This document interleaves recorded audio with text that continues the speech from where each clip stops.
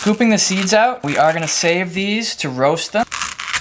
I use an ice cream scoop to get the seeds out. We cook our squash in a casserole dish with about 1 inch of water so it doesn't stick to the bottom. And that'll also help soften it up as the water boils. And when you scoop it out, it's nice and soft and moist.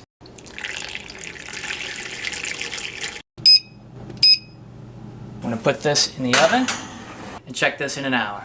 It's been about an hour. I'm gonna pull this out and check it. Poke it with a fork. There's a little bit of resistance.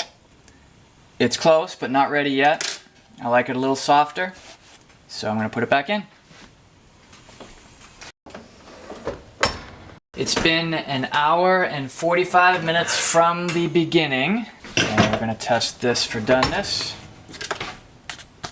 Oh yeah, the skin is starting to separate from the flesh and it's starting to turn that golden brown. That is a sign to me that it's done. Dumping the water out. Careful, it's very hot. Trying not to let the squash fall into the sink. I'm gonna flip this now. Scoop, and it should scoop out of there nice and easy, which it does. That is nicely done. This is super hot right now, so you wanna let it cool down a little bit before you eat it. I'm gonna scoop some of this out into each bowl. Cooking times will vary depending on the size of the squash and your oven. Time to eat.